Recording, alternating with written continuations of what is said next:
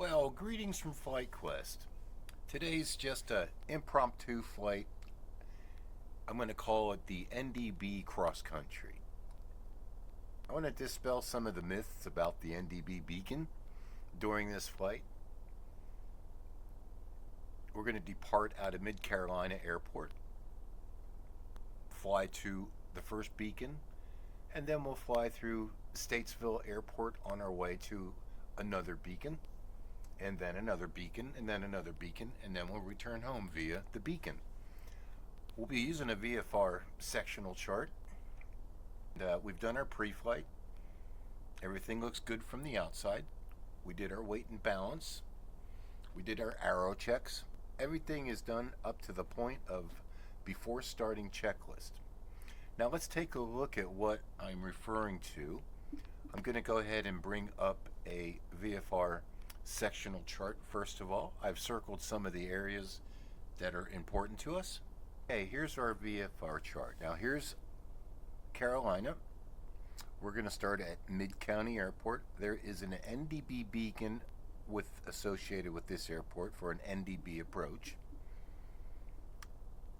From there, we're going to pick up a bearing from that beacon to Statesville. Then we're going to fly to Tawaba NDB beacon. Then we're going to pick up the beacon going to Fiddlers, and from there we'll fly down to Rutherford County Airport. It's going to be Markham Field, and from there we're going to go to this Shelby beacon, and from there into Class B, underneath Class B airspace, and then we'll come back to Mid-Carolina. So I just wanted to dispel the myth that a lot of people, a lot of pilots are saying, oh, the NDB beacon, that's going away, everything is GPS now, there's no need, they're all getting dismantled and so forth. Well, I kind of don't think that's really a true statement. As you can see, we're looking at 1, 2, 3, 4, 5, 6 or 7 beacons right in this very area of Carolina. Now, what might be going away is the NDB approach into certain airports. But for the FAA to dismantle all these beacons and these radio towers and everything probably is a misnomer as far as what is going away and what isn't. So this cross-country more, I think I'm dedicating to some of the student pilots who might be doing cross-countries, and the private pilot, as well as an instrument-rated pilot. If you just want to use the NDB for fun, if you want to use the NDB for situational awareness, as well as using it with dedicated VORs and so forth, and maybe even waypoints, you can include this into your cross-country planning if you want to, and especially for the simulator pilot, XPlane or Microsoft Flight Simulator, you can have a lot of fun just flying across country with a beacon. So I just wanted to show you our VFR sectional chart here, and the airports I have circled and the NDB beacons. I don't draw any course lines in here because some things may change a little bit as we go through. Again, this is impromptu. I'm going to try to follow the airspace in here. We do have Class B airspace, the old upside down wedding cake, what used to be known as a TCA, I believe, terminally controlled area back in the day when I learned, and then it became Class B airspace. We do have some altitudes in here that we have to watch out for, so when we're running our VFR altitudes, we're going to have to descend down to come down below the shelves of the Class B airspace, and we're going to be skirting right along the surface circle here, so we need to be real careful, and especially if we're using the NDB. So we're probably going to be using a little bit of pilotage in here. Okay, but this video kind of goes along with my other videos, and what we're going to use this cross country for is tracking the NDB,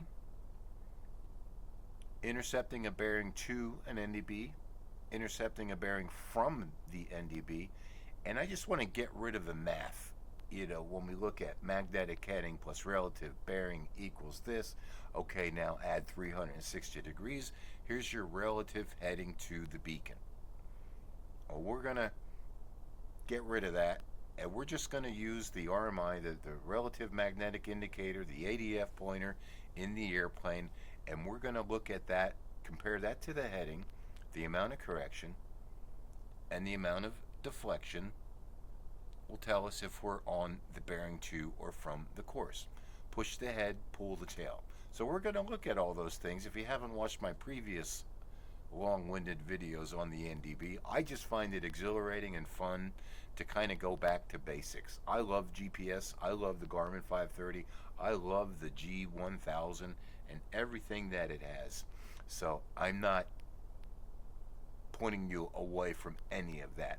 I'm just using this as basic VFR or IFR cross-country in a way to test yourselves, push some limits, get back to some basics in flying, and we're going to tie all this together in a future video coming up. Well, let me pull up a little nav map here and show you what I've got. We're going to come out of mid-Carolina, start climbing up to our VFR altitude. Since we're going to be going more of a westbound heading out this way, we're probably going to be looking at, oh, that's going to be what? Even altitudes plus 500. Then when we go southbound a little bit here, then when we start going eastbound, we're going to be looking at our odd altitudes plus 500. Knowing that we're going to come into this Class B airspace, I may start descending down to a lower VFR altitude until we get below 3,000 here, so we can skirt the Class B airspace and stay away from the surface area in there. So I'm just going to use little nav map as a reference that you can watch at the bottom of the screen. You'll see it there. Hopefully it'll come through and we can track the airplane. All the frequencies are here. Sometimes we might cut the corner. Instead of going to the beacon and past it, we might do that and come back and re-intercept that course. We may cut the corner looking at watch the needle swing and so forth. So we're going to be just doing all of this. Now we may use the VORs here to track some of our progress, kind of give you a little bit of insight on, you know, how do you know if you crossed a certain radial? Same side, safe side. Now there's two thoughts of that. So let's get with starting the airplane and let's get going. Okay, before starting,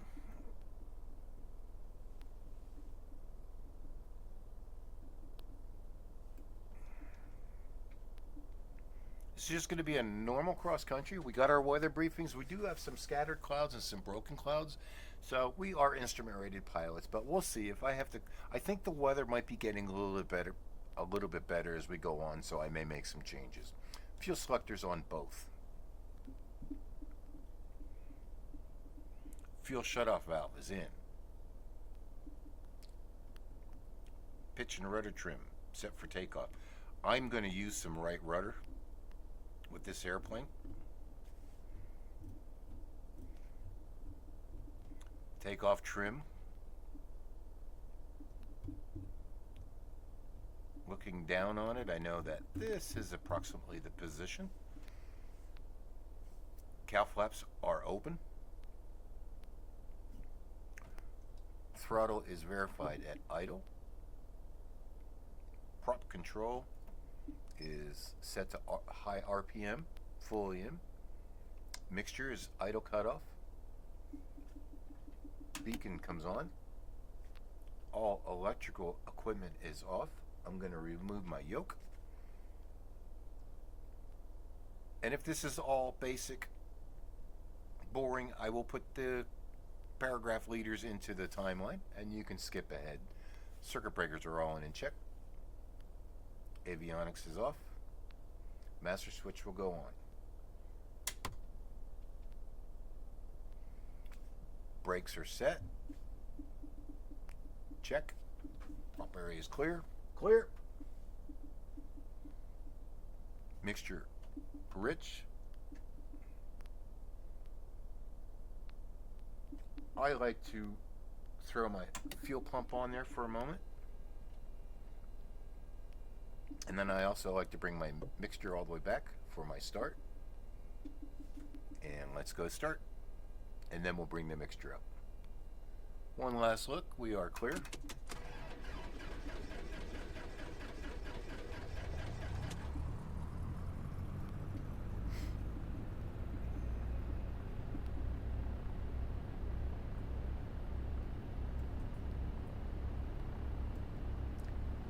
Do have oil pressure.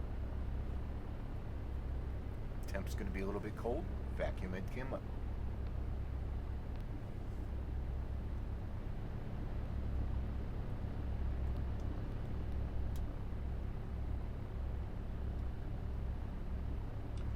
Lights are going on. I'm going to put my taxi light on right away. Avionics on.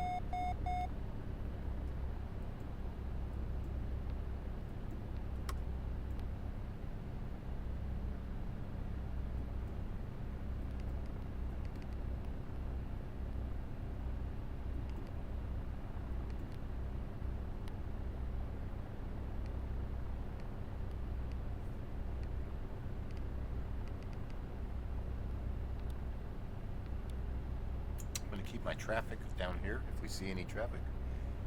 I'm going to go ahead. I actually created a flight plan, not for navigation purposes, because we are not going to be using the GPS on this plane. This is the same route I created in Little Nav Map. Then I saved it for X-Plane 11, X-Plane 12. That way I can pull it up in my Garmin. So we'll pick up flight plan.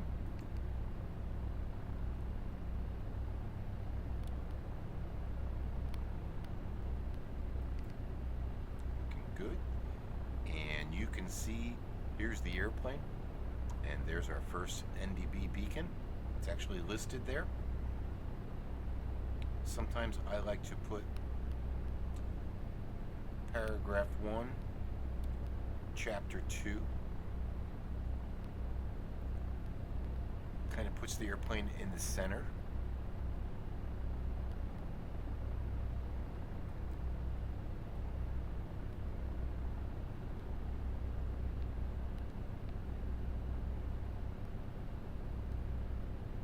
We are ready for taxi. Automated weather observation, Rowan County. Wind 210 degrees, 8 knots, gust 14. Visibility more than 10 miles. Sky conditions scattered at 2,500. Scattered at 4,800. Temperature 15. Dew point 7. Altimeter 2962.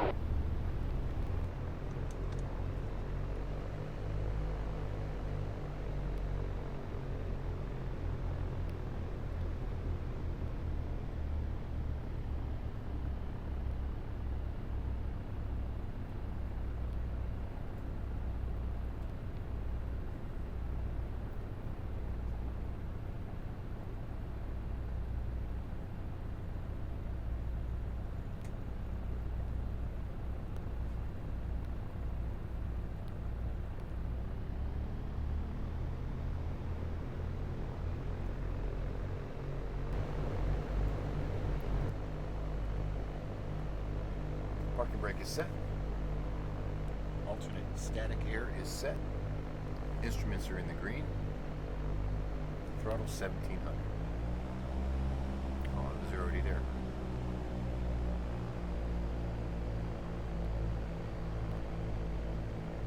Mixture set. Prop controls exercise. I'm going to do it 3 times.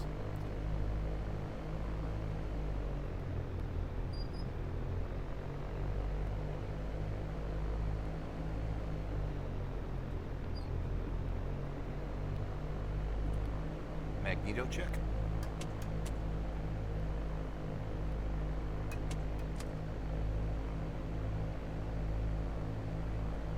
RPM's back up to 1700. Let's do that again.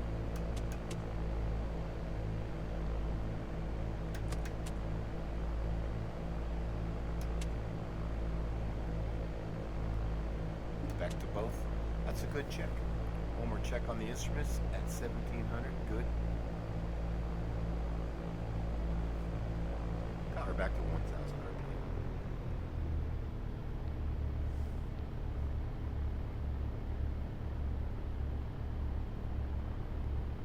Ammeter looks good. Suction is good. Flight instruments, control checks.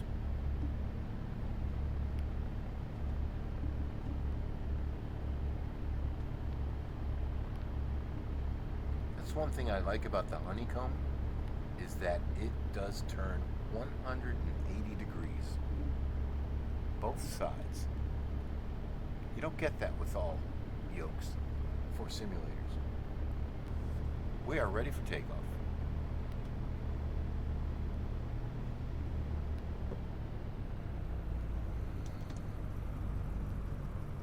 Set my view up here, and here we go.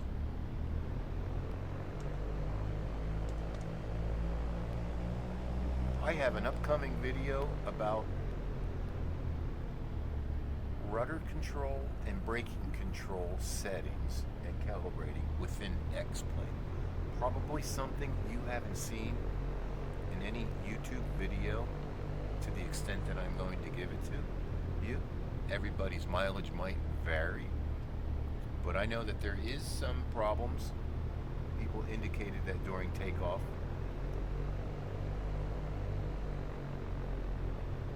that applying the power causes a really big left turning tendency.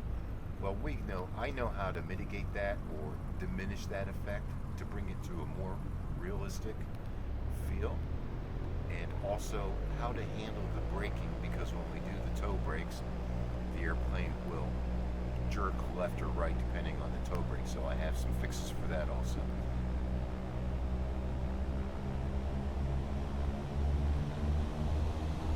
I'm just advancing my power to full.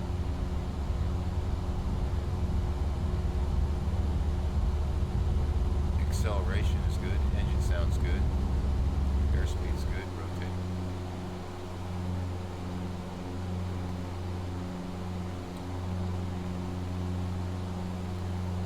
I can take my feet off the rudder pedals because I got rudder trim in there.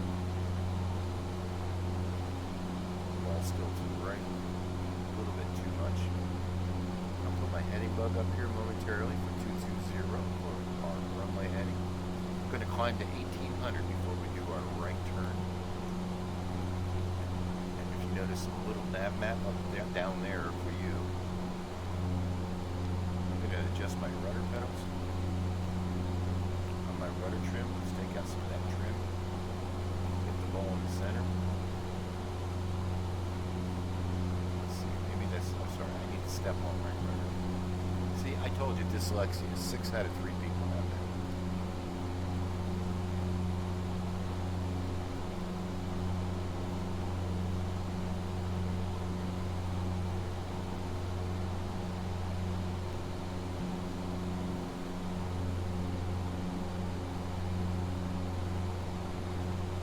Once again, I'm trimmed for hands-off flight. We're going to be picking up that first beacon. I'm going to go ahead and identify that at 1800. Let's do a right turn. There it is. And we're going to be going northbound. So basically our VFR heading, on that heading, we're going to be looking at odd altitudes plus 5. Okay, climbing away, climb checks, we're going to go 2,500 RPM, 25 inches on the manifold pressure.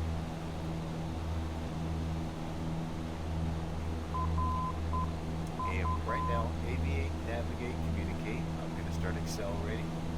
Let's go direct to the beacon. In the case of this one, we're going to do some homing. We're going to home right to the beacon. I'm not going to chase a bearing to or a bearing from.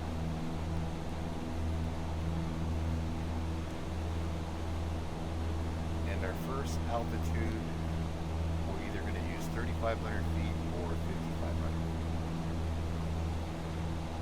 Probably 5,500 feet because we'll be climbing up the 6,500 feet for our kind of our westbound flight. Okay, there's the beacon coming in. Back here.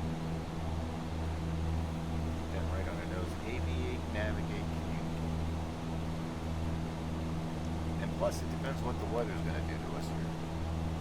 Okay, climb checks. Left to right. Lights off.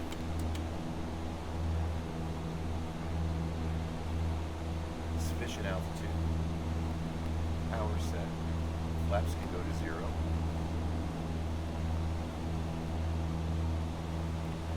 Homing to our first beacon.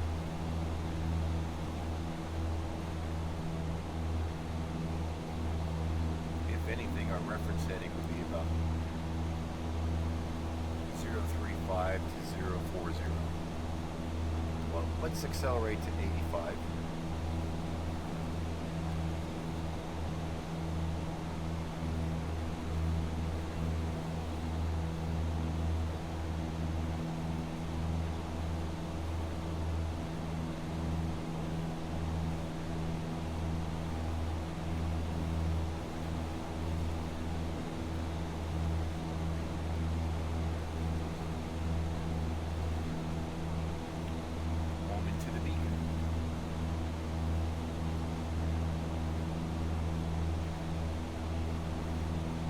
Now this first beacon, we're going to actually cross over it and fly away from it, and then we're going to come back and we're going to intercept a bearing from that beacon. That's going to take us to Statesville Regional Airport.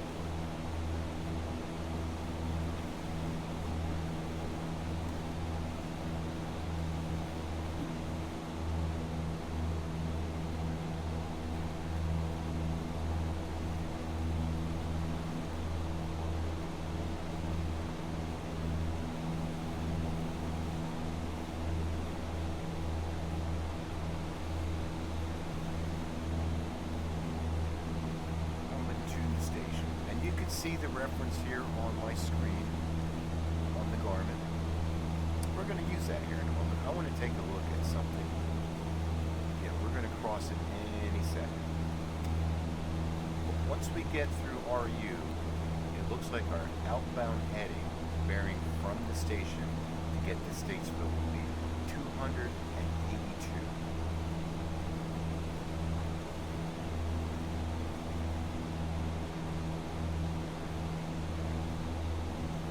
Climbing to 5,500, approximately 85 miles. Once again, welcome to Flight Quest 40 for a very basic, interesting, maybe complicated magnetic heading, relative bearing. This plus that equals that. Subtract 360. Oh, that's your bearing from the station, or your bearing to the station. The station is to my left. Of course, this one is an outer bunker.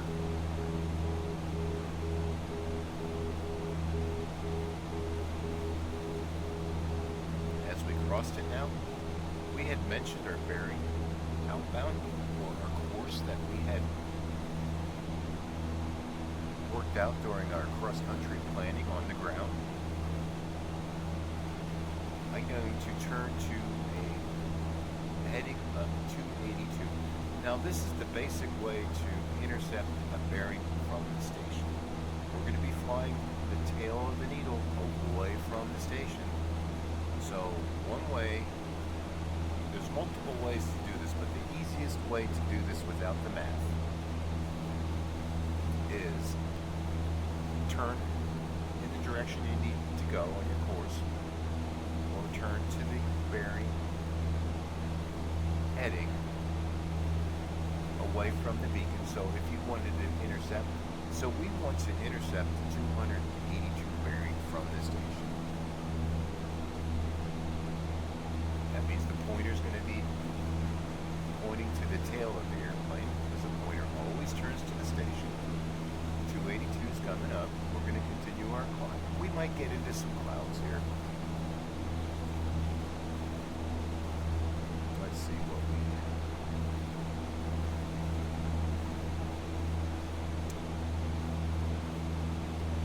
And if we overshoot, that's okay. Initially, we're so close to the beacon, I'm going to give myself a little time flying away from the station, so I just might use 280 here for a moment. Our pointer is showing that we are directly abeam the station.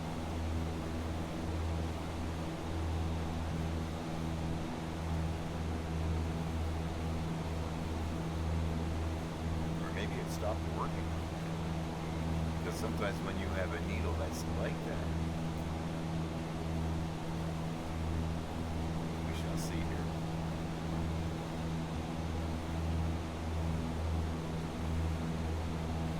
And it's moving.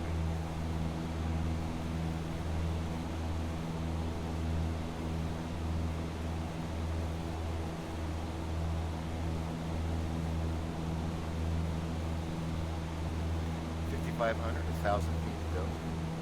Okay, we're going to climb up to, since we're on a heading of 280, that's between 180 and 359, so we're going to use even altitudes plus 500.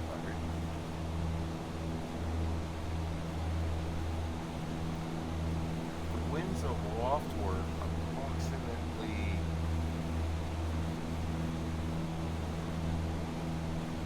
220. Little nav map is showing 55 knots on that wind speed. I'm not too sure about that.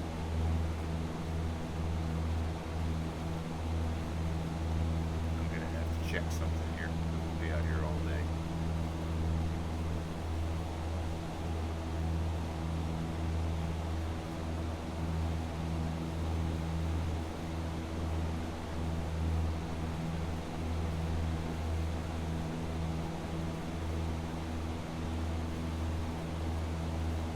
$500 to go.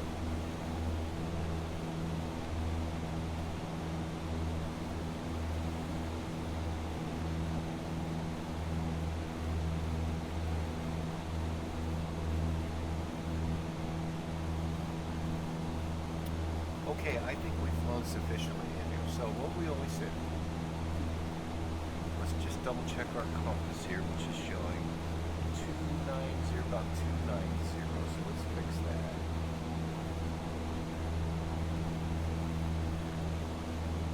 Probably so we turn outbound at 280. Let's aviate first. There's our altitude. Nose level. Allowing the airplane to accelerate.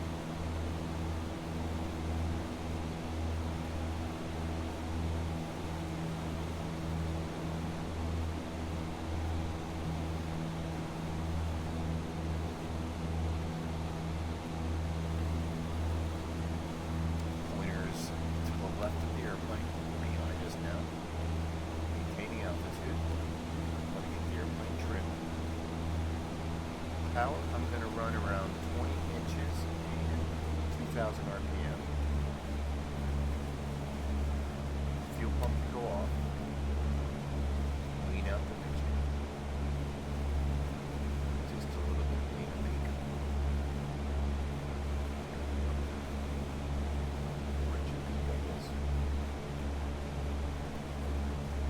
Okay.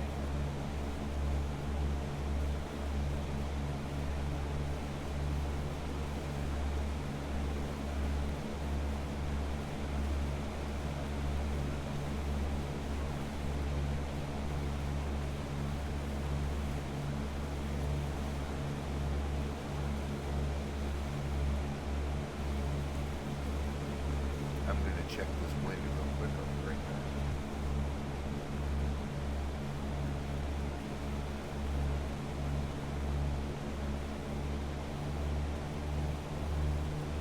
Alright, let's intercept our bearing out from the station. So we said a heading of 282. So the first thing is, if we want to get to the course, we're going to turn into the direction of the point. How many degrees is that? That looks like it's about 45 degrees to our left. Okay, so let's make a turn to 45 degrees. A lot of times we can just take that number and double it, but if we double that, that would be a direct 90-degree turn heading to the beacon course in there. We could do that, but let's go ahead and turn 45 degrees to the left from our heading of 282. And if I look at my pointer here, I'm looking at about 235. Okay, left turn 235. I didn't do any math there.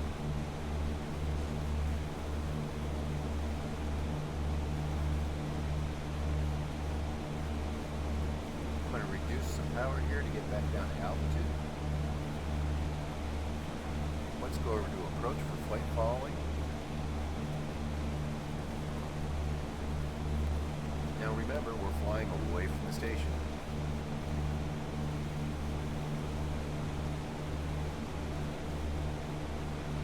As you can see, there's our intercept heading coming in, and it does look like 45 degrees.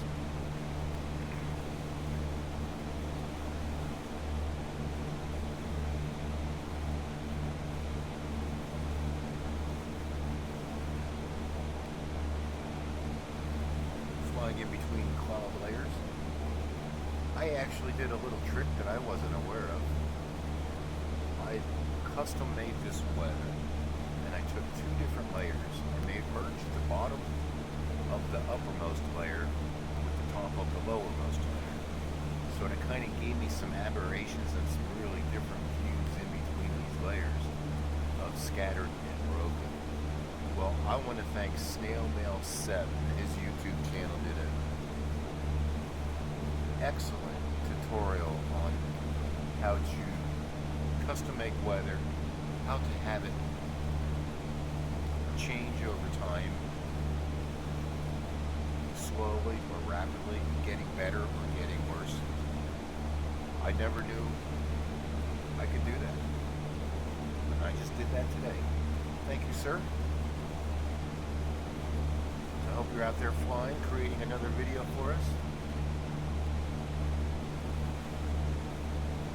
I'm back in the seat again. It's been a while, about a week.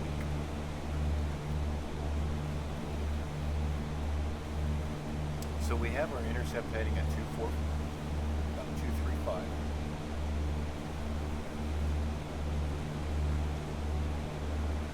Let's go to 235. We know our outbound course is 282. So if we wanted to kind of generally make those rough adjustments, I would say 242 to 280 is 40 degrees. Plus that 2, that's 42 degrees. You know, so we're about 45 degrees angle of correction. So how do I know when I'm on course? Remember we said the pointer is heavy. It always drops down to the amount of correction. If it's gone past that amount, getting closer to the tail of the airplane, we've gone through the course. On the other side of the coin, when we look at the pointer, we're looking at the tail of it, we always pull that up. In other words, I use this intercept heading, and I'm standing here pulling that tail towards me. I want to get that sucker up to 45 degree on this reference point. Remember, our azimuth here is not automatically turning for us. So we can take this needle and you can superimpose that right over your heading indicator. If you're that good to do that, more power to you. So we're waiting for the tail to get pulled up to 282 via this, but to me it's easier just to kind of look at the 40 or 45 degree reference points. That's why I like to do it with the degrees. Some people like to take their azimuth and swing this. I'm going to put it on my heading to 240, which we are. I can, even doing this, I can see we're right about 45 degrees right now. Let's see where the tail of the needle is. 280 right there, and almost. Let's double check our heading indicator here real quick. This is showing 225. I got to make a change here. Let's fix this. That should be 225. Now we go back to 240. You can see how that little bit of an error of me not calibrating my heading indicator to the compass makes a big difference. We might have flown through the course already because of that. So there is about 45 degrees, and if we look at the tail of the pointer, it actually came through that. So let's go ahead and turn back to 282 and see what we get. Since I'm going to go to 282, I can put this on 282.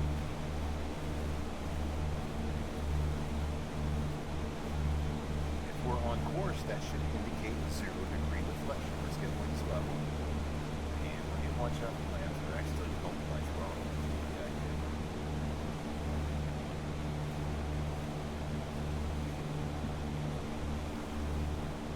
Okay, we're about 5 degrees. We can see that on the tail. So I need to get on course. Which way do I turn? Well, the pointer's to the right of the airplane. I think I'm going to use a 10 degree correction. I don't have a wind correction angle in here just yet. The winds are from about 20, so they actually would push us back onto this course. But let's hold 292, 290. That's 8 degrees to 10 degrees. That's their amount of correction on the heading indicator. So we're waiting for the needle to fall down to 10 degrees. Or I'd have to go back and change this, put this on 290 if I want to see the indication. The pointer should drop down to, or I'll get pulled up to 8 degrees. We got 10 degrees. Or the pointer, the head of the pointer should come down at 10 degrees. But me being simple, I like to just keep this north heading up here and do everything with the amount of correction equals the angle of deflection we're on course. Right now we're holding about a 10 degree correction. Tail of the pointer shows about 10 degrees. Okay, well let me turn back to 282. Because I know I have a crosswind from the left. There's our altitude again. The indicator is pretty close to 0, but with the winds, I'm going to go ahead and give myself a 10 to 12 degree correction.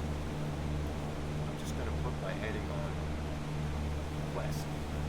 270, that's about 12 degrees from the course. 10 degrees, 12 degrees is my wind correction. And if we take a look at little nav map,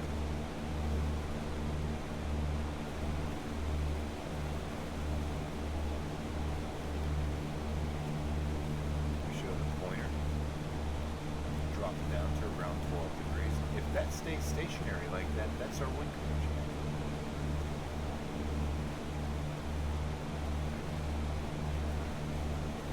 Altitude's too high.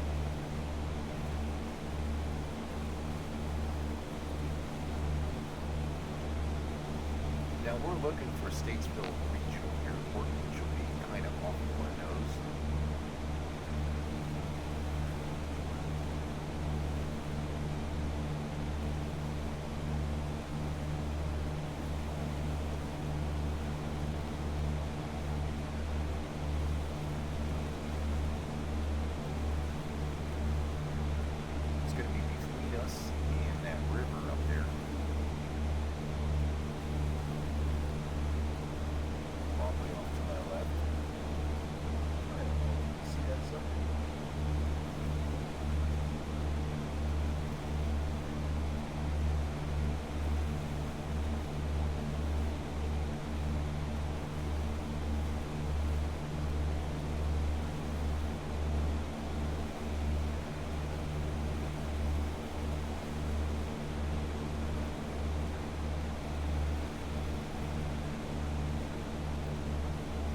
Take a look at what we got here. We're holding steady about 10 degrees. Shows about 12 degrees. That's what we have because 182 was our outbound course. And we have a 12 degree wind correction angle in there. This is holding pretty steady. If I look at my course over here on the GPS, it's kind of showing us a little bit to the right of the course, but that's good. And Statesville Airport is right ahead of us to the left.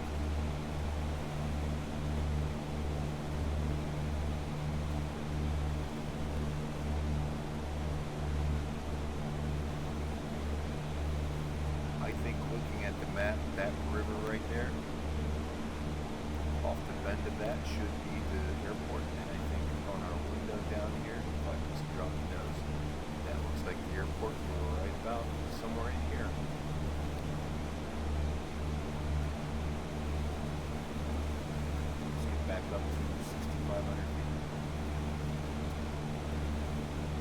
once we get to Statesville, I'm going to switch over to this VOR. But you know what? There is a VOR, BCM, Barrett's Mountain. I'm going to go ahead and put that in there for nav number 1, which is here. And let's call that, what is that frequency? 1379. We got 1300 in there. Let's put a 75 on there.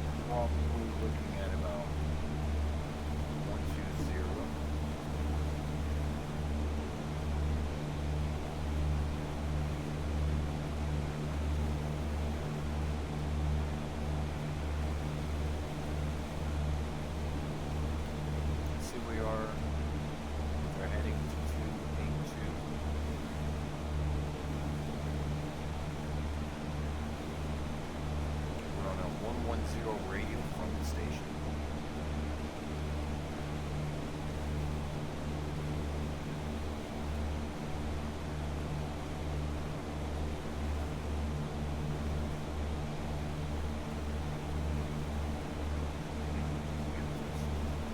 Losing altitude again.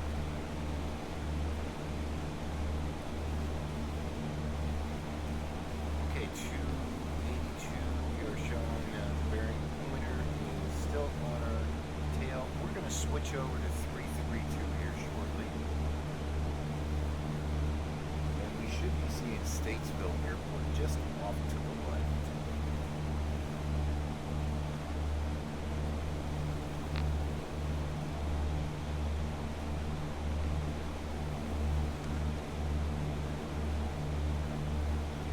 Here's the pointer working for us, pointing to the next NDB. Yep, these are the things that are going away, no longer in use. And we found 6 or 7 of them in one area here in Carolina. And let's take a look at.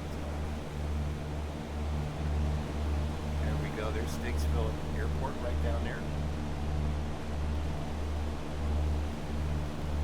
Trying to get back up to altitude. A little cloudy. Back to our front view.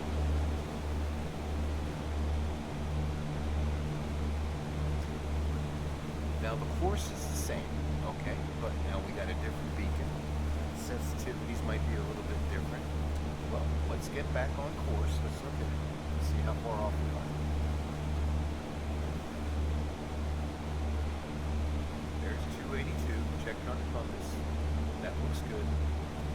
Bearing pointer shows us approximately 20 degrees to the left. So I'm going to double that.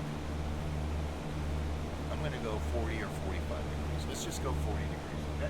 So 282, 272, 262, 52, 242. Put my heading bug right there, about 242. And that's 40 degrees. I can use whatever intercept heading I want. 10 degrees, 20 degrees, 30 degrees, 15 degrees. At that point, as the nose goes into an intercept heading, we are actually like turning inside the course, so the pointer will keep pointing at the NDB. So it should be off of the right-hand side of the airplane, pointing in the direction of our beacon, and it is.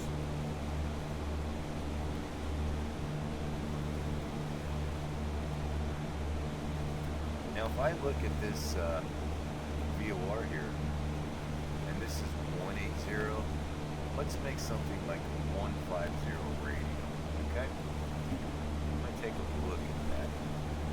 We haven't reached that 150 radio yet, so the pointer, the CDI, I'm going to make it 130, okay? got a couple things going on here. First, there's 6,500 on our westerly A. Looking good. Let's go ahead and speed up the process here a little bit. I'm going to go to 2 times the speed to get us to this next NDB. One thing we got to do is identify it.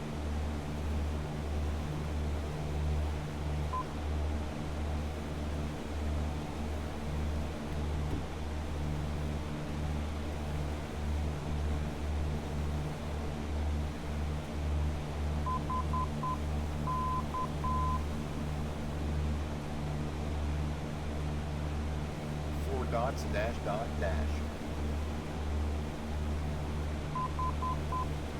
Dot, dot, dot, dot. Okay, there it is. Up and down we go, up and down.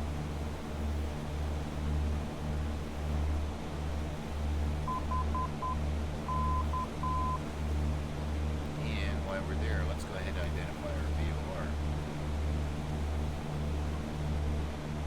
Nav number 1.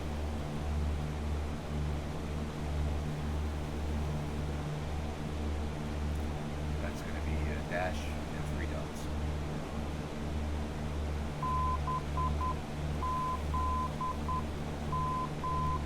Two dashes at the end, that's the correct one. Basic primary navigation. Now we mentioned, I'm going to concentrate on that a little bit more, I promise. Get back to our intercept heading. We do have a crosswind, so it might take us a little bit more because we got the winds are coming out at about 200, or well, probably up here right around there. Okay, so that's 40 degrees. We're waiting for the pointer to drop down to 40 degrees. It's sitting at about 30 degrees. Well, I might have to take care of something here. I want to get there a little quicker.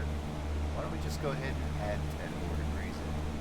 230 subtracted from 280 is 50 degrees. That's our correction. So when the angle of correction equals the angle of deflection, then we're on use. And then we'll turn back to our outbound heading and then apply whatever wind correction angle, WCA, we need. So I need to get this over 330. That'll help us get on course. And this actually includes our wind correction angle.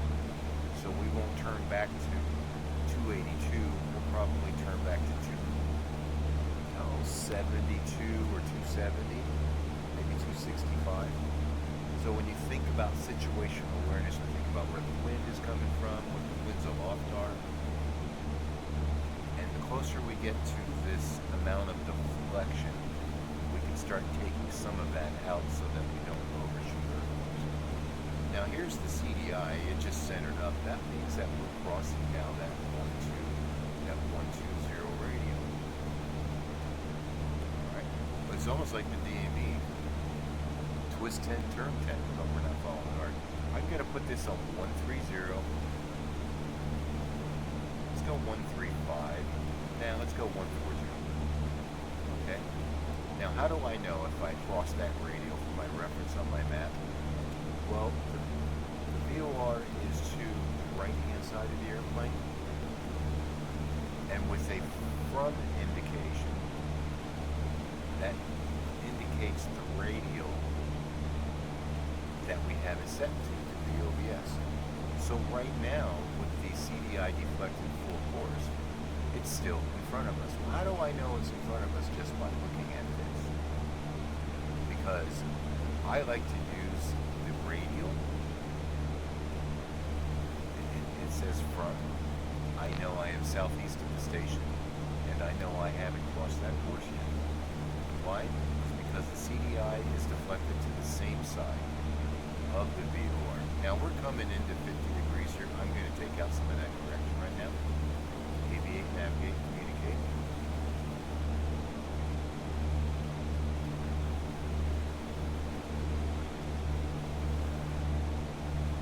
I probably started out with 10 viewers and I'm probably down to 1. But What's our angle of correction right now? 30 degrees, C250. What's our angle of correction now, even though we're turning? 20 degrees. I'm going to hold back for a moment and see what we got. So we're about 12 degrees. 6,500 feet, looking good. The pointer is heavy, it drops down. There's 12 degrees, so the pointer went through the course already. So we have a little bit too much of a correction in there. So what I might do is, let me see what I got.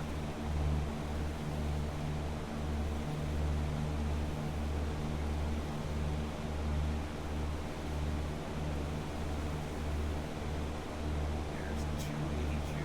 So we're showing about 4 degrees to the left, and that's because of the wind. Well, I'm going to go 15 degrees to the left. As long as the pointer, since we're flying directly to the station now, stays between the 0 degree reference mark and the 15 degree reference mark, we've either found our wind correction angle or we're still flying towards that radial. So there's about 20 degrees. Well, we're good. I'm going to hold back 20 degrees. Okay. Now, you notice the CDI is coming back in, so that means we're crossing over that 140 radial.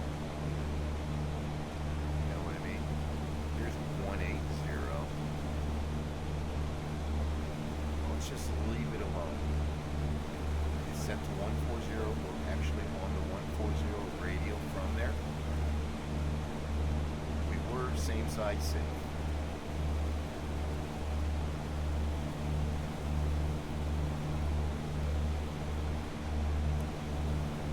We're going to pick up our speed a little bit.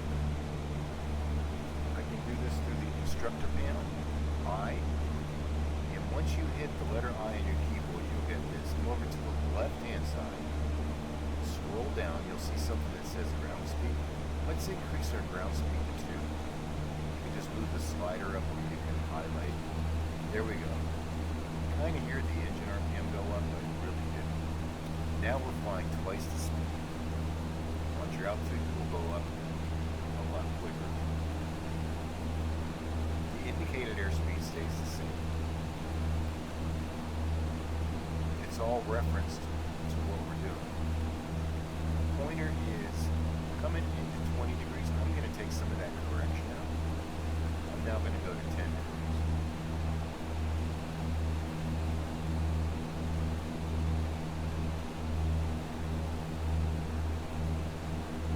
As you can see, the plane's moving a bit faster on the map. It's all relative. Okay.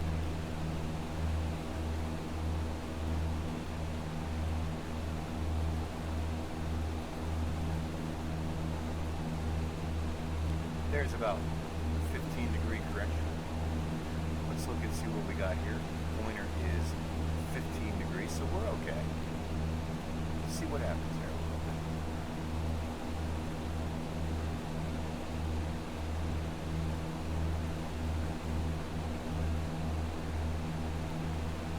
Flying twice the speed now. Pointer's still at 15 degrees. We got our wing direction in there. Notice now the CDI is on the left-hand side. Now we haven't passed over the VOR. It's still to the right-hand side of the airplane. So if that's not on the same side, we're not safe. Okay? Well, let's put this back to maybe 1-9ers.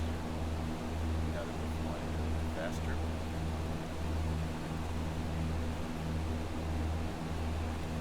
Tell you what radial we're on now. About the 180. About 190. I bet you the airport, this beacon, is approximately probably 220.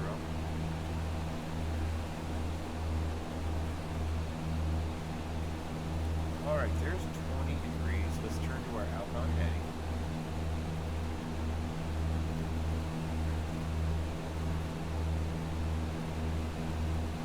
There's the VOR now. We are right on the money. There's the beacon. There's the radio off that VOR. I don't know what this will be. That might be like 240, so I'm just going to go ahead and switch this to 240. Oh, there's a marker beacon going. There's a pointer swinging. I didn't know there was a marker beacon with it. There goes my altitude again. That's because we're 2 times the speed, so you gotta watch that very closely. Hell, I get that at 1 times the speed. Alright, well what's my heading outbound? It's gonna be about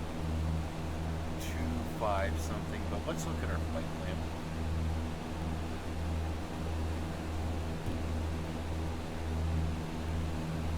Yeah, going to F figures there is going to be 263. Let's do a left turn now, 263. Climbing back up to still 6,500 feet. We are flying away from the station. The new frequency is going to be 391. 3 there, and get that up to 91. It'll be ready to go. And we're going to go ahead and intercept this bearing. What we said we were looking at 263. Hope I went through it.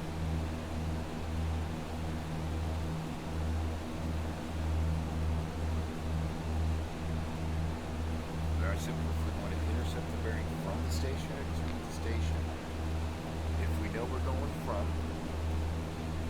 262, if we had to turn around and go to the station via the 263 bearing, we would look at the reciprocal of this and turn it to a heading of approximately 090. In this case, 263. Right about there, the reciprocal would be 83.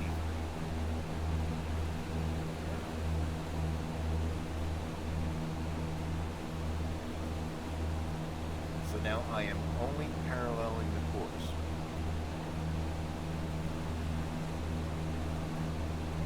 There's 263. When I look at the pointer, again, we're flying the tail of the pointer, but if I want to know which way to turn to get to my course, or get to the beacon, because this always points to the beacon, this is giving me approximately 10 degrees to the left. I'm going to double that. Or maybe I'm just going to call it 10 degrees. If I double it, that's 20.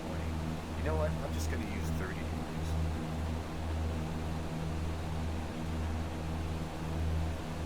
So 262, 52, 42, 32. 30 degrees correction. I'm waiting for the pointer, the head of it, to drop to 30 degrees or the tail to get pulled up to 30 degrees. We're flying twice the speed right now. But you notice, Fiddler's NDB, we're about halfway through now. So at that point, I'm going to go ahead and switch my NDB Beacon over to 391 and see if it works. You should see the tip, the head swing up. It is. Let's go ahead and identify that. Here comes 6,500 feet.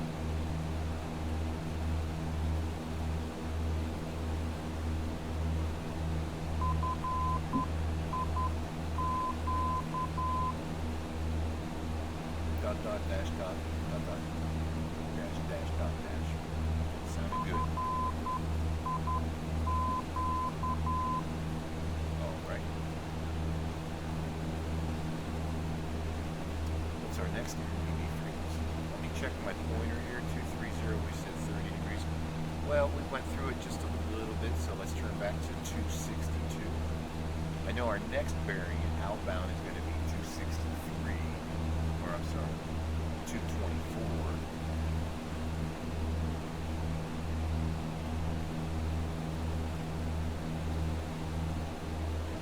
Here comes 263.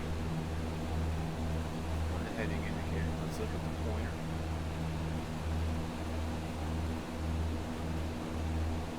Right on the money. We still have a little bit of a crosswind, so I might put in about 5 degrees here to start off with. Let's see if we have another VOR we can play with. Yeah, we got sugar. Sugar. What's the name of it? Sugarloaf at 112.2, but it is a low type VOR.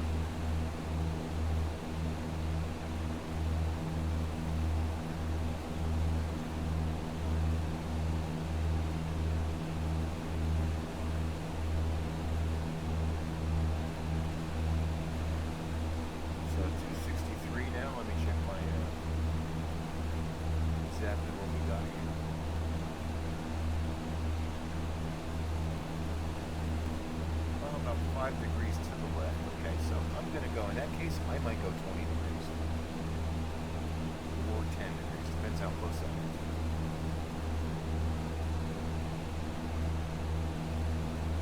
And we are very close because we're twice the speed right now, so speeding the process up for you. Next check, let's go looking at our cross-country planning form. If I wanted to, I can pull that up.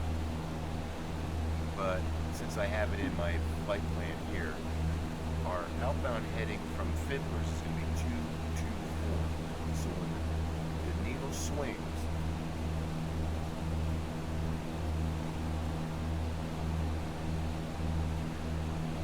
that's my cue to turn left to 224.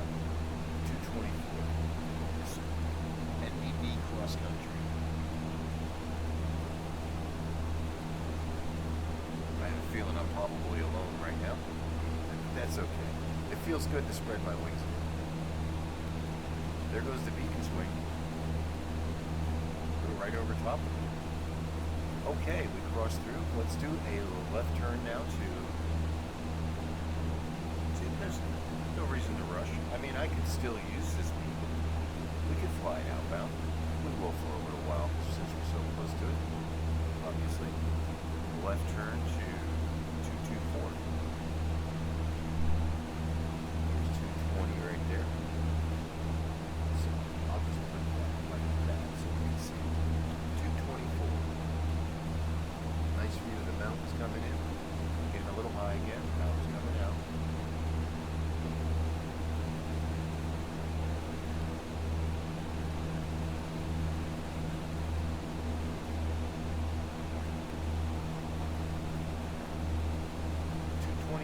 I'm going to call that 225. So there it is. Now look at 225. Check my compass. 225. Check my RMI, or not my RMI, but my relative magnetic indicator showing about 15 degrees to the left. We're pretty close to the station. I'm just going to do a 20-degree correction. Remember, we got some Class B airspace up there. So 20 degrees, 225, 215, 205. There's 205. Altitude's high again. Now we're out.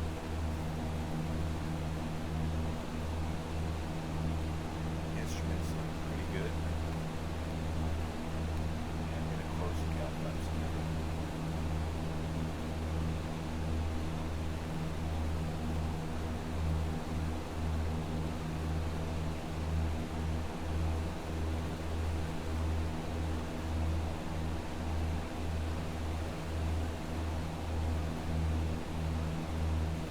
Is 20-degree correction.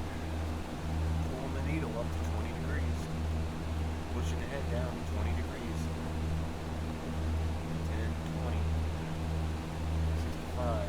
The CDI is getting centered. Let's look at our flight plan.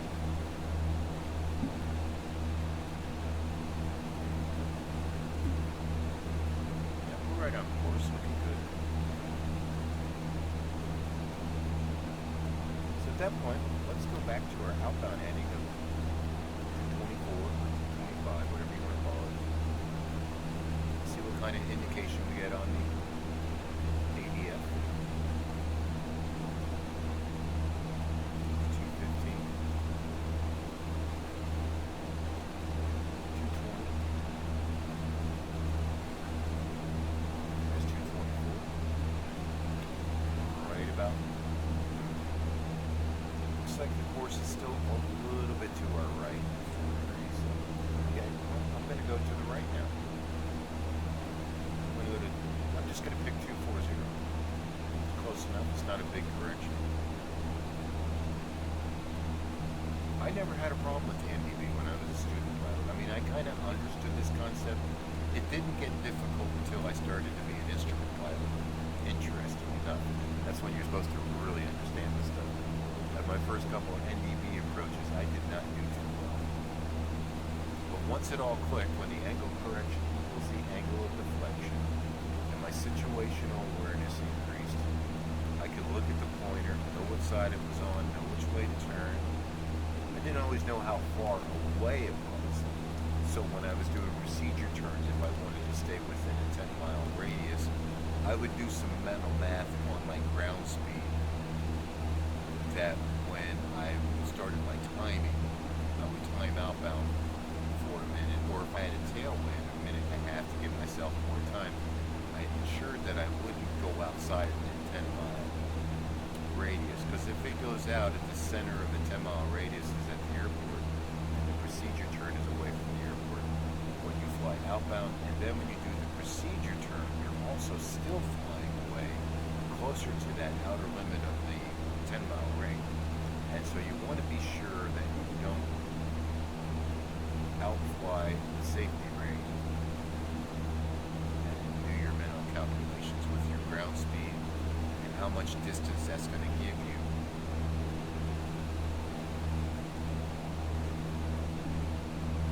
What we say we were 224. Let's see what we got here. Good deal. We're right on the money. 0 degree deflection, 0 degree correction. I'm going to hold that for a bit.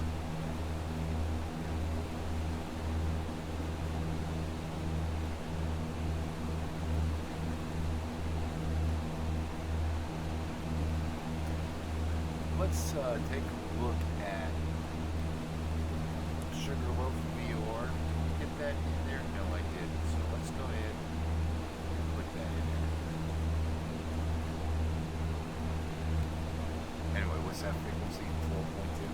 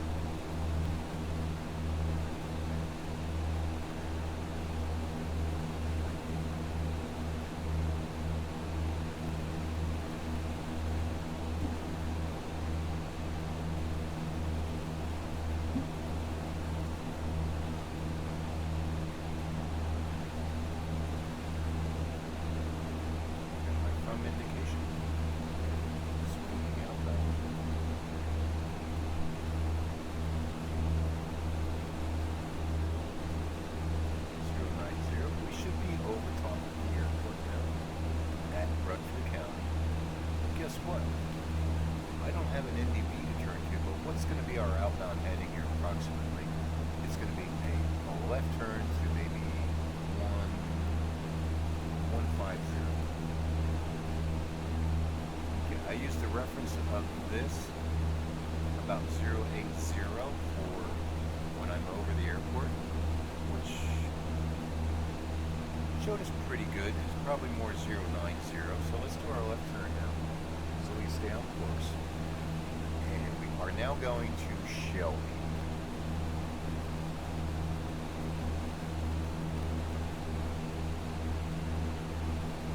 Get myself in the general direction.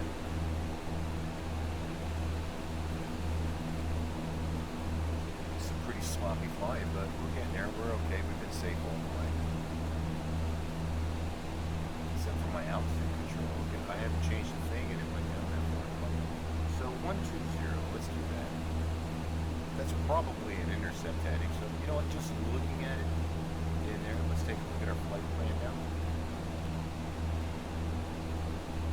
We're going to SLP, which is 130. Well, that's a pretty good guess. I'm going to go to 130, and guess what? We have to change our VFR altitude. Weather's getting better. Since we are going on a heading of 0 to 179, let's go down to 5,500 feet. Use my power. Let the nose fall through.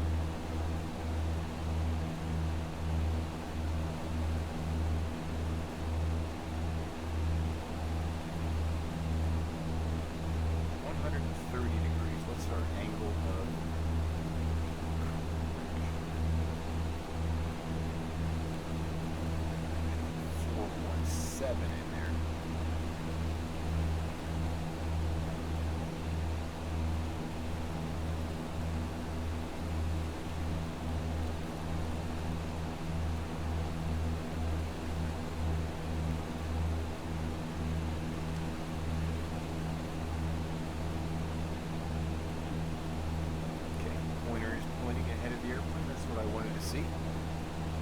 We are now back on our way to Charlotte.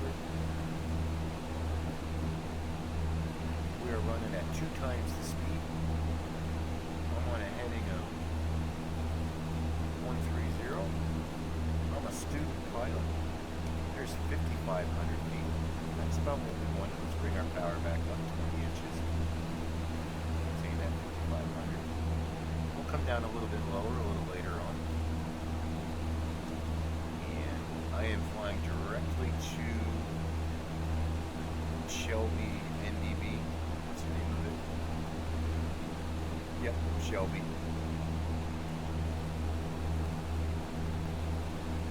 500 feet. 130. I'm showing about 5 degrees to the left, 6 degrees. Okay. I'm just gonna go 20 degrees. 110.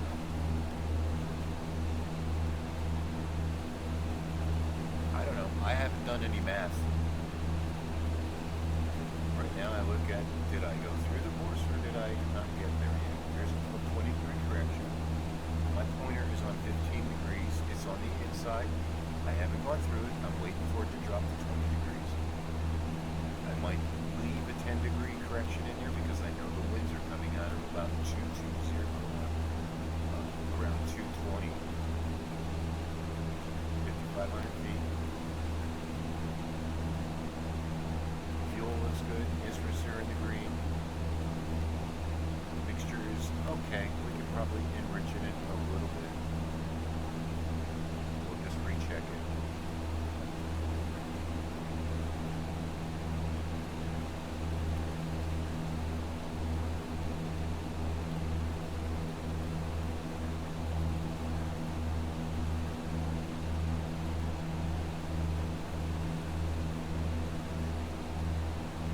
Oh, I can't get an outside view because we have ground warp going on here.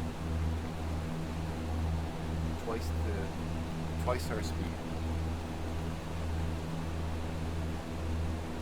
So now I got a little busy there, so I look out the airplane. I was like, okay, I think I've gone a little further than I wanted to. So, oh boy, the pointer's now at 30 degrees. I only wanted 20 degrees. Oops. Okay. Back to 417, or I mean 130 is ahead. I know I went through it, so I'm just going to go to 20 degrees, maybe 15 degrees to the right.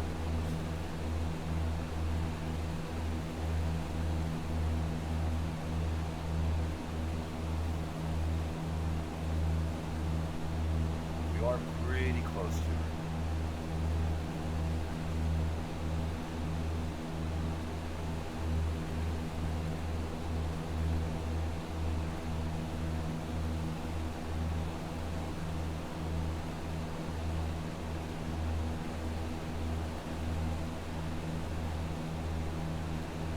And the pointer is starting to drop a bit. We're at 5 degrees, 10 more degrees to go, but we're really close to it. So I'm not going to chase it. What we're going to do is we're going to use the same frequency intercepted outbound at 107. So I was like, okay, well, let's do that. Let's wait for the pointer to start swinging. We'll get there. It's 15 degree correction back to 130. Let's see what we get.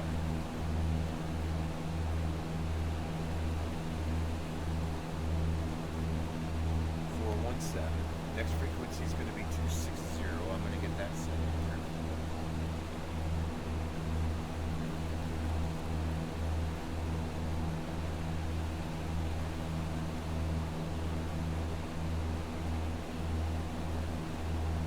Pointer's starting to swing.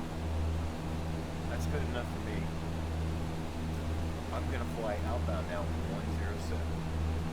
Be a little bit more particular here. Let's check out what our altitudes are going to be for the Class B airspace. If you're still with me,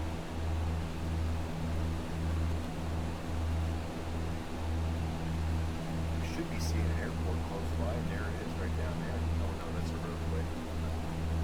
Close to 090. Let's go back to 107. Back up to 5,500 feet. We haven't had any traffic conflicts in here. So there's 105, 107, 105. Remember we said when the angle of correction equals the angle of deflection, we're on course. Well, I'm showing the courses to my right by about 12 degrees.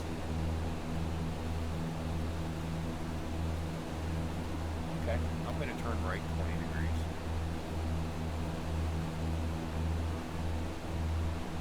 107, 117, 27, 130. For the heading, and that's going to be about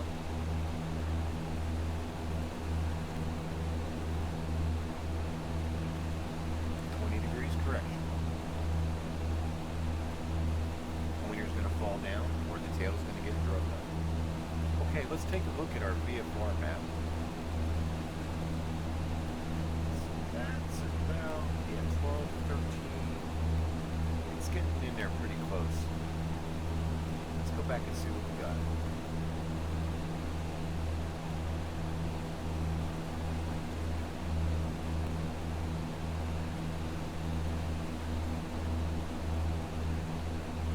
There's 110 and 107. Just a little bit to the left, not too bad. Probably a little bit of that crosswind. Maybe. Oh no, it's actually on our right side. So I'm going to hold about 100. So that's about a 7-degree correction. I'm showing about 7 degrees on my pointer right there. Not bad. Let's go back to ground speed 1. Because we need to navigate some Class B airspace. I for the instructor there. There's our ground speed. Let's bring that back to 1.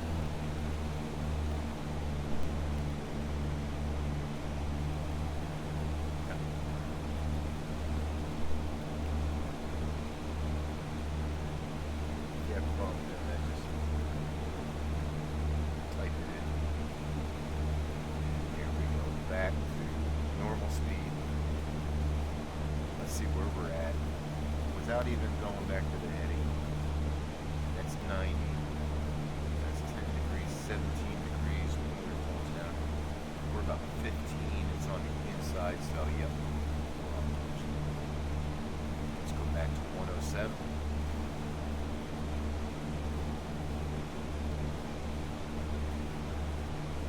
There's 100. 105. 107. Pointer's right on the money. Okay, next frequency is 260. Since we're going to be going into Class B airspace underneath it, I'd like to use the one that's close to that. Should get the swing on the needle. Now we are going directly to the station. Let's go ahead and identify it.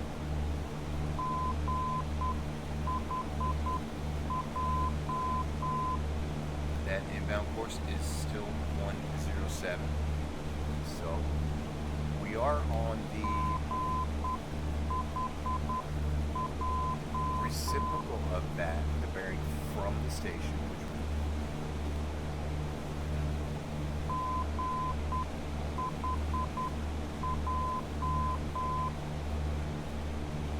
there you go. So the bearing from the station is 277. We are west of the station. Just like looking at a VOR, if we were on the 2770 radial, the CDI center would be on that radial. In the VOR, we could be on the radial and, the airplane could be headed in any direction. We could do a 360-degree turn right there, and the CDI would stay stationary. That just says that we are on that radial at a certain place, at a certain altitude. A lot different. This pointer stays in the same position, but it always points to the station, so it's almost like our airplane rotates around that bearing.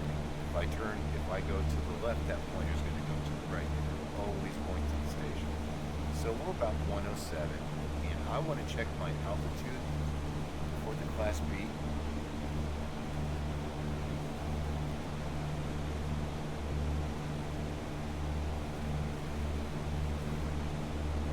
So we are going directly to Stony here, Gastonia. shelf in the middle here, so we need to come down to at least 6,000 a year, 5,000 a year. So we're going to start coming down now. And then we want to be down to 1,800. So 6, 5, 1,800. Is there a VOR Charlotte? Yeah, 15.0. Oops. See, I got way off course there. That's because I've written on that one. Let's go back to where we're heading. 107, and let's get down to 5,000 feet.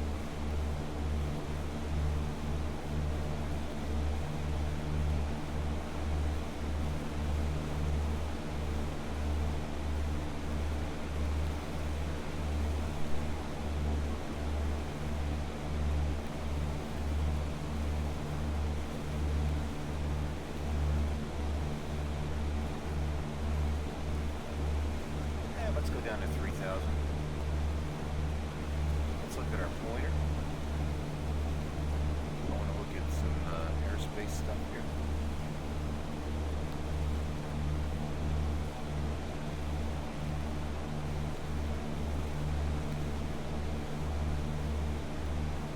And there it is.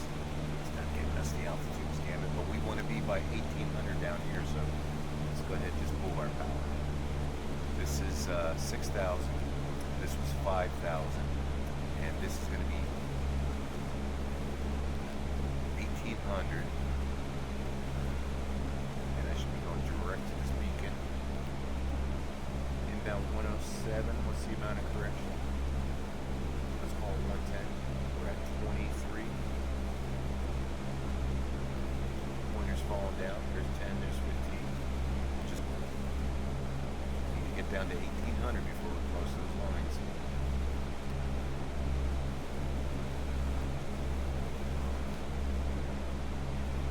The 20-degree correction. No, actually 13 degrees now.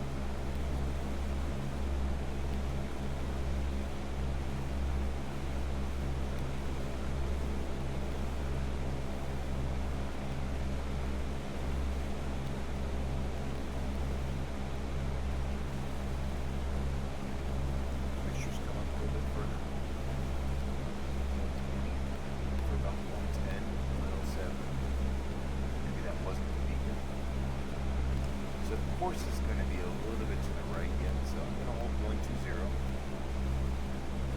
2,000 feet coming up. We'll be okay. Not quite at the shelf yet. You can see this is we're going to have to dodge this surface right here.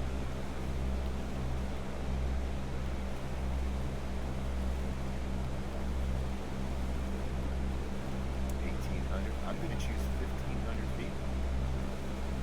There it is, nose up, power to 20 inches.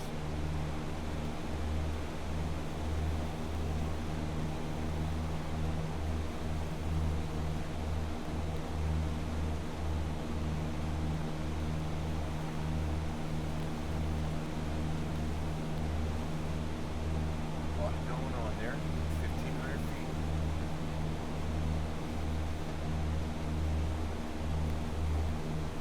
Now we are flying to Gastonia. We are coming into a low part of it. We do have a low C transponder.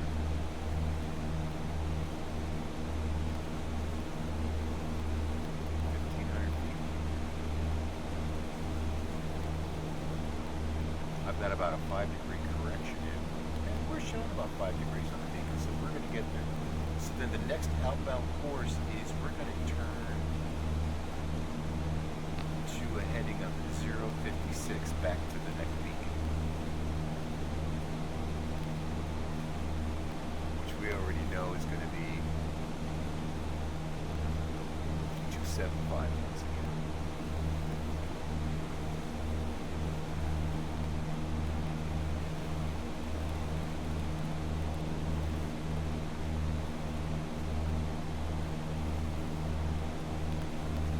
Starting to change. What do we got here?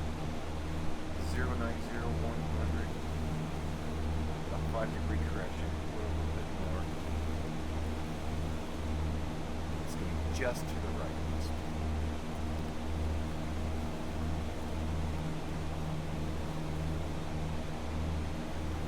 Charlotte is directly up here, the international airport, probably right in there. Gastonian Airport should be off to our left side. Did I welcome you to Flight Quest 40? This would be me as a student pilot. Yep, there's the airport. I'm like, oh my goodness, I almost made it. Waiting for this pointer to swing. I haven't been using the VOR here. There it is. We're going to be 056. So we're going to intercept the 056 bearing from the station and track it out now. There's the airport next to us. There's the needle swinging. I'm going to turn. I don't want to get close to that surface airspace. So I'm actually going to go a little bit more northbound.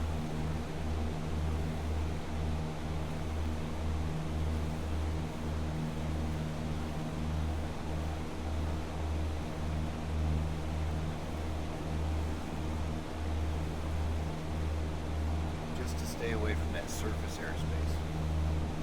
1,500 feet, we're looking good. I'm going to go to 030 until I know I'm clear of that airspace.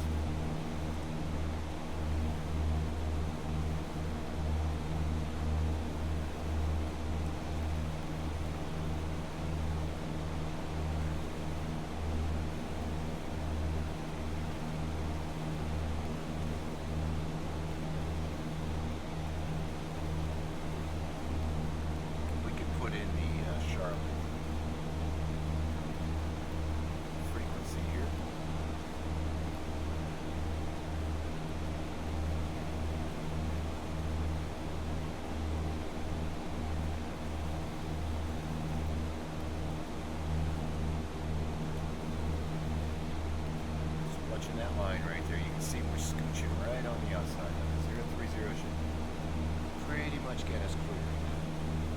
I'm going to watch that very closely.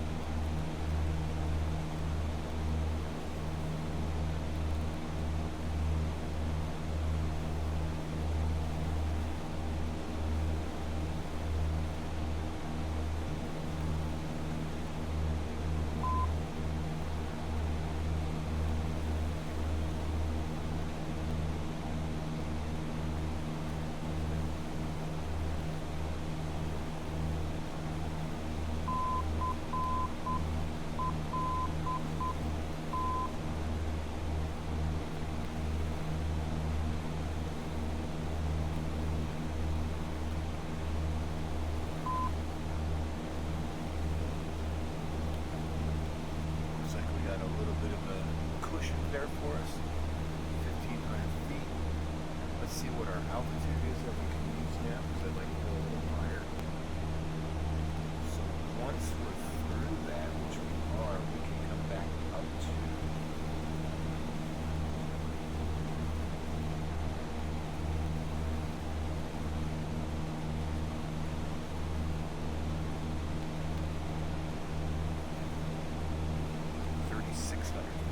good, because I just want to do 2,500 feet. Looks like we'll stay away from Class B airspace. We're going to be good. So what's our altitude? We can do 2,500 feet once we get past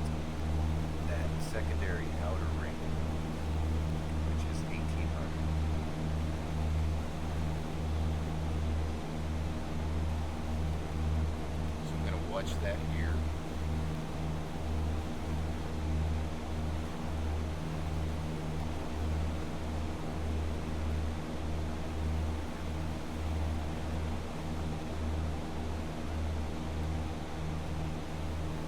I can't go up to 2500 until I get to that point. So in that case, I'm going to leave this page on just to the outside of it. I'm going to hold this heading of 040, no higher than 1800 feet.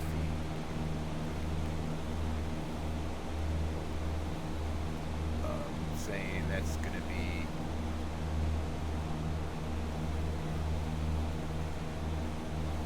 about 36350. So the Charlotte VOR is to our right side.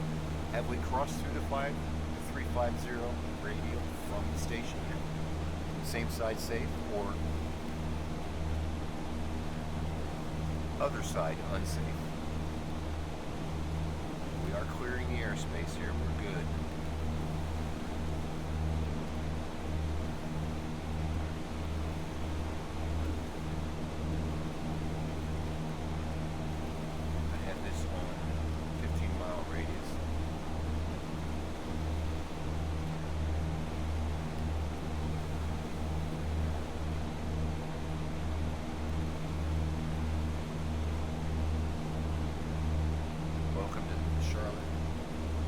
Carolina or South Carolina.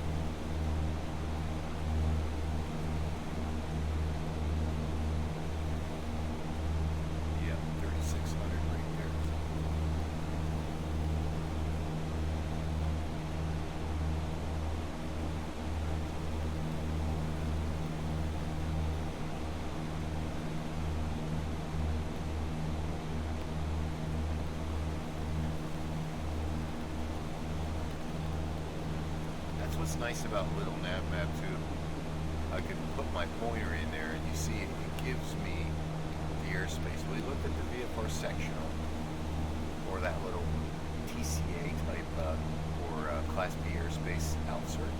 This is between up to 10,000 feet and down to 1,800 feet MSL. What's our next shelf when I look out here? All I have to do is put my pointer in this area and it gives me 3,600. Now we're probably going to go to 2,500 feet, maybe 3,000, but I cannot go up until I get to this outer ring. And I also have to watch out for this airspace. So we're now going to intercept that bearing from the station, which we said was 056.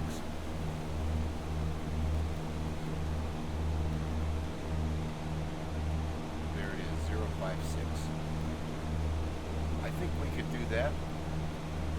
We are on an intercept heading to it already, because if I went to 056 here,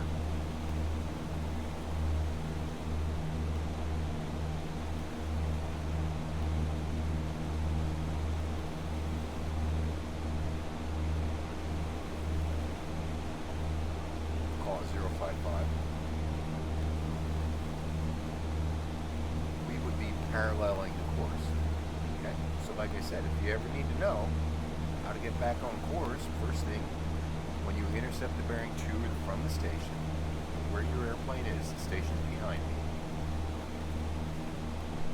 I look at the pointer, the head of the pointer, which is on the tail of the airplane. That shows I'm about 4 degrees to the right. Turn in the direction that the pointing is pointing.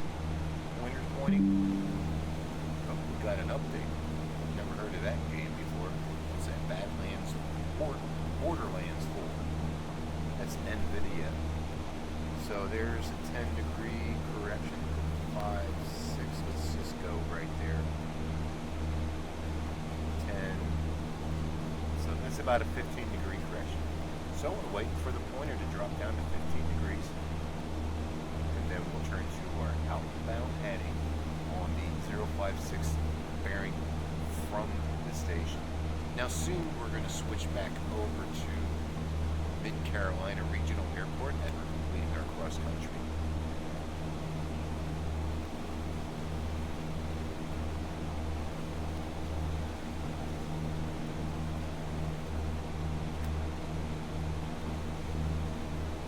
And notice the weather is getting better. Once again, I want to thank Snail Mail 7, just like it sounds. S-N-A-I-L, Mail, M-A-L-E, number 7. His YouTube channel, he did a nice video on how to custom make the weather. And so I chose to start out with the weather quite cloudy. And then I took variable cloudiness, getting better as time goes on. And sure enough, look at what we got. Just some scattered clouds up here above us. Nothing significant. So the weather did get better as we continued on our cross country. Looking at my bearing pointer, there's about 15 degrees. Let's go to 056, 055, and see what we get.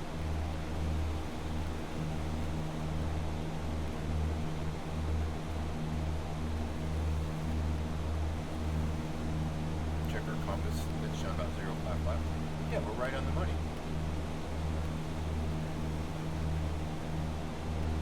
We still have to be at 1,800 feet or less. We don't really need this anymore.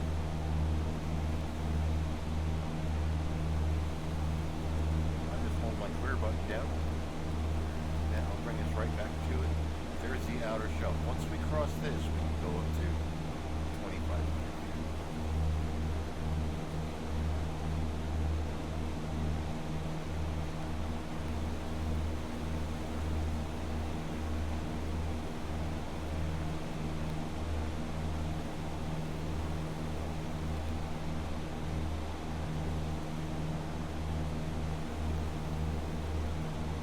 The red airplane right there, that indicates another little nav map user.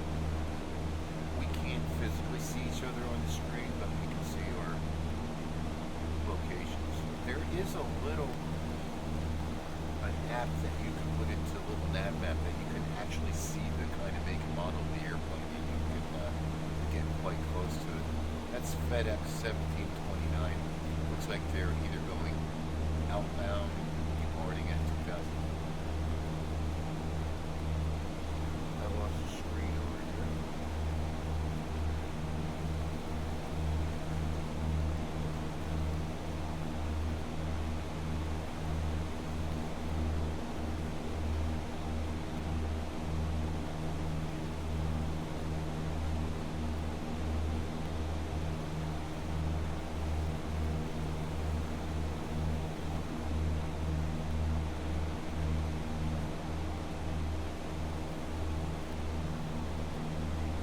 Out of the outer ring.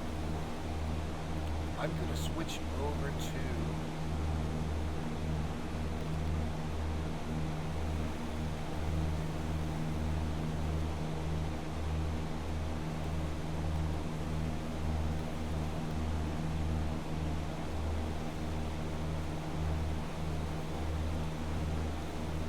nice set of clouds above us there, probably about 3,000.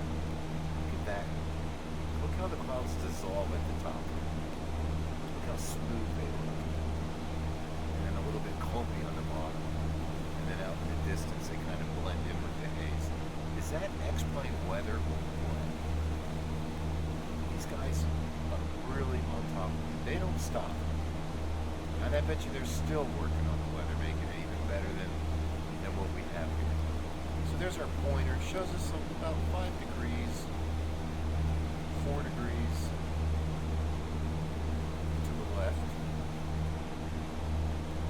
and we're about 4 degrees on our correction. 056, and we're at 060, so that's 6 degrees. about what I'm showing on my pointer. So that's kind of like a automatic wind correction. And look at the shadows on the ground. I mean, they have it worked out that if the sun is on the west side of the clouds, the shadows show to the right side of the clouds. I mean, everything is so realistic.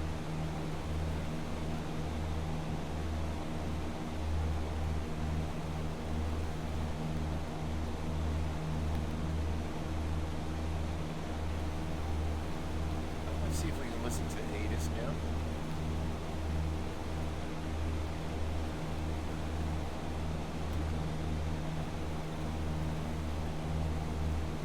We are outside of that ramp. So I'm going to go up to 2,500 feet.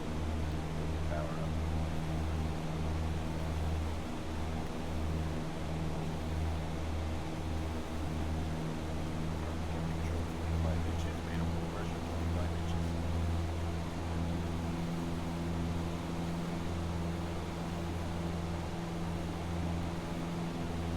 We are almost home.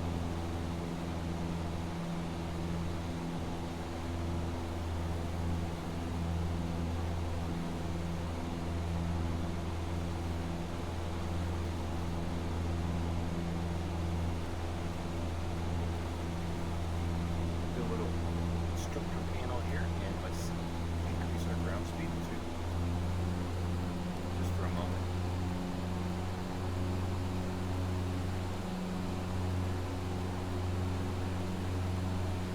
2,000.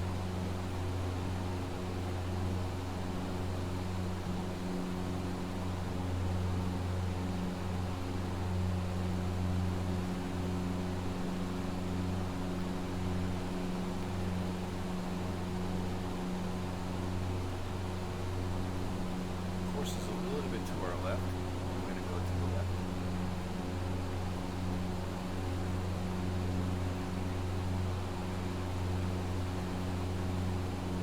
About 6 degrees. Looking pretty good. You know what? Let's switch over to our other beacon now.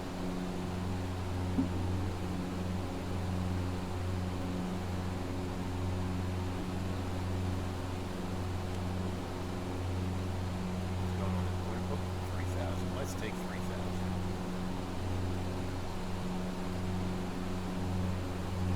We're okay. I hope. Yeah, 3,600. Okay, there's 3,000 pounds back to 20 inches. Brought back to 20 inches.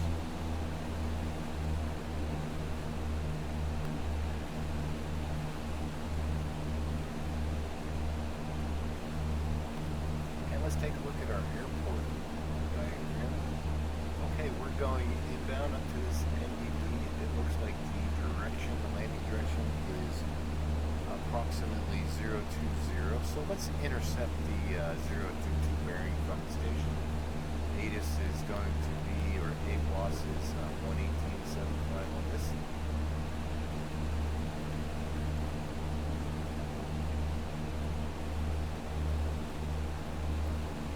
So 022.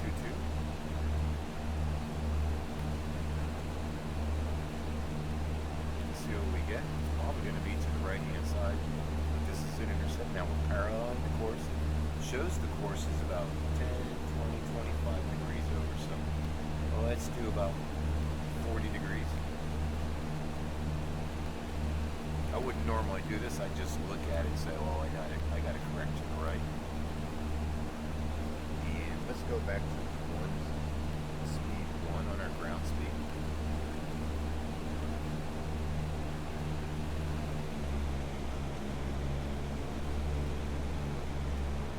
Here we go. From the inspector panel, did that. Okay, there's my correction. So I'm at 060. Inbound course is 220. 022. That's about 38 degrees.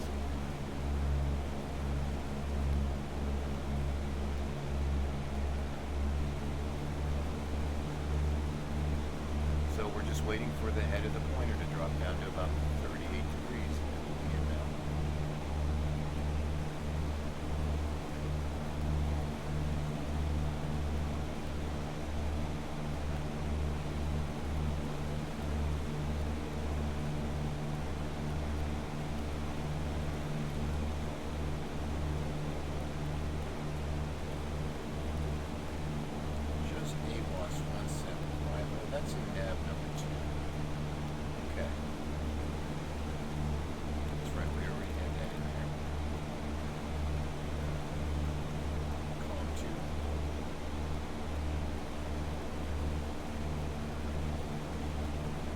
Automated weather observation, Rowan County.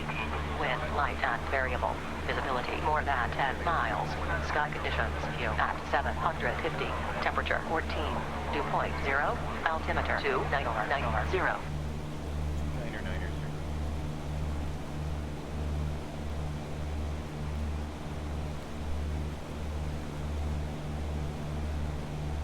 Automated weather observation, Rowan County. Wind light and variable. Visibility more than 10 miles. Sky conditions, view at 750. Temperature 14. Dew point 0. Altimeter 290.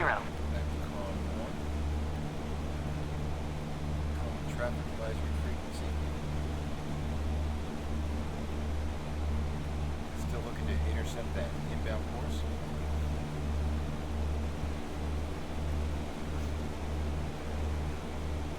So what's my correction?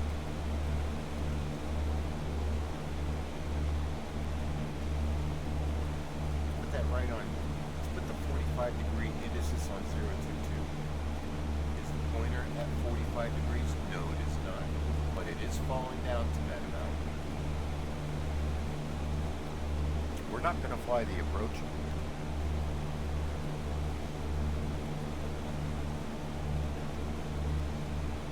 Actually got more of a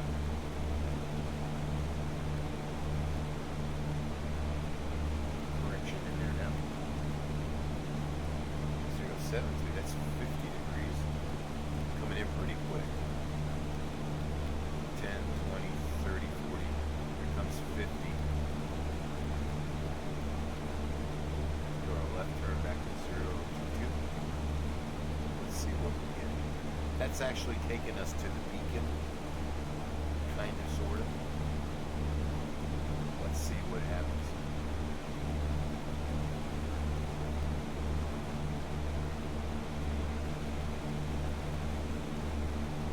I'm going down to 2,500.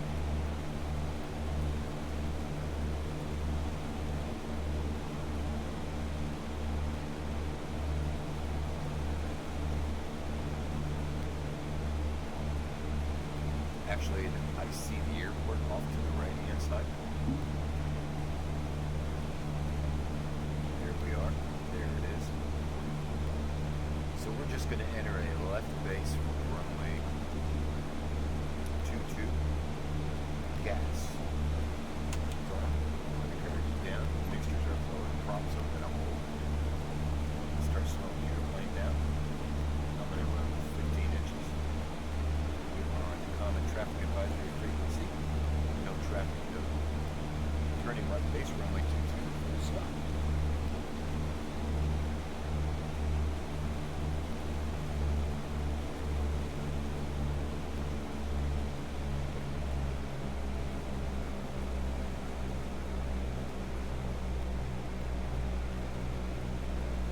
This almost is a 90-degree correction to the runway. So when the pointer is coming in, see what's the amount of correction? 90 degrees. What's the amount of deflection right now? Is like 75 degrees coming down to 90. So that kind of gives us an indication when we're lining up with the runway. Trying to get my speed down to 85. Power's coming back in. Trimming for the new airspeed. For 85.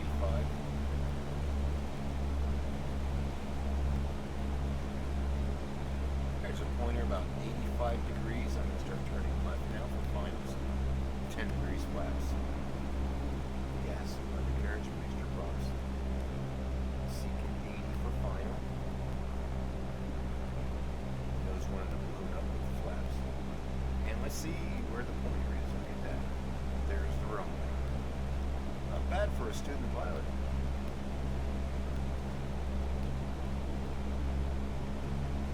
Picking up the happy out there. 2 whites, 2 reds. We're on the wide path. Trimming for 80.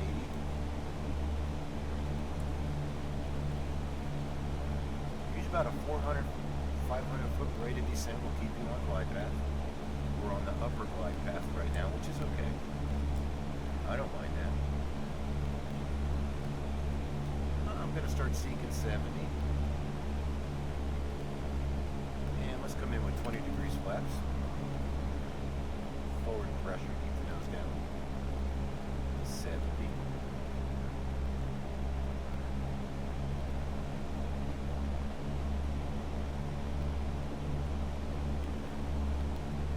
Kind of bleeding off some of that energy, taking a little more power out.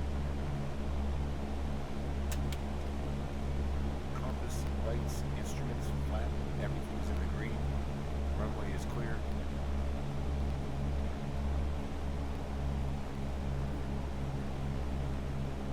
A little bit of a crosswind. I'll kind of just use the crab method.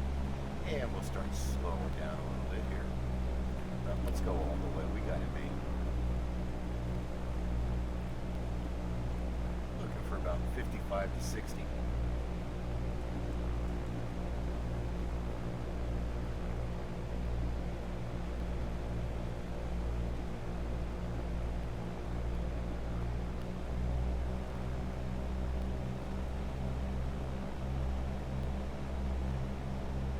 A little bit of a tail edge.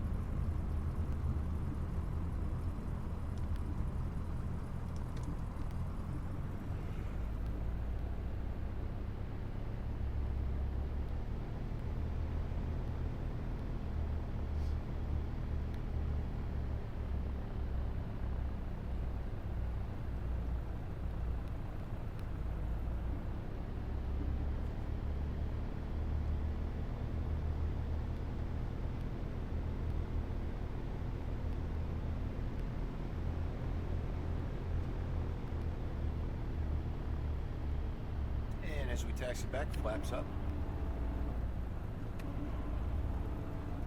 Landing light off. Fuel pump off. Mixture's leaned out a little bit. And we're just about right back where we started. Get some fuel and be ready for the next flight. I kind of love flying this airplane. 172 Laminar, the 210 version. I don't remember, I think it came in with an upgrade or update with XPlane. One day it wasn't there, and then the next day it was.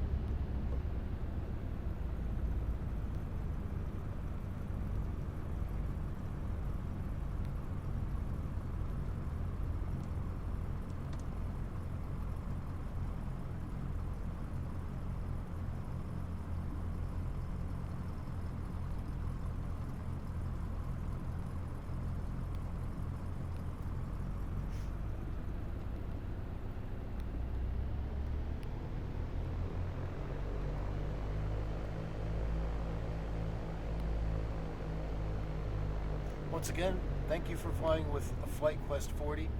I hope you found that valuable, but there it is. There's NDB. There it is. There's NDB beacons all over the place. Now, there may not be as many NDB approaches around, but there are plenty of NDB beacons. And that one, we did all the navigation using the NDB.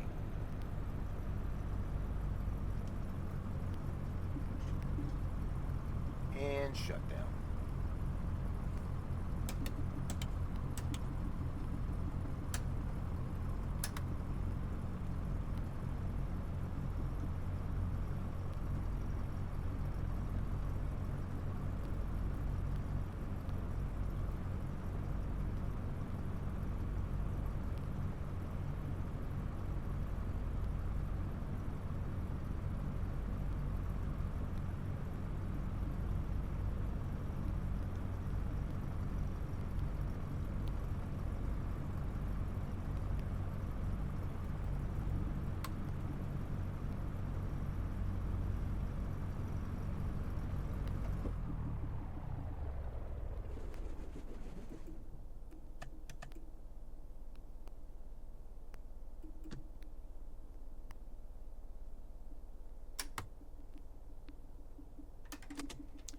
you on the next one.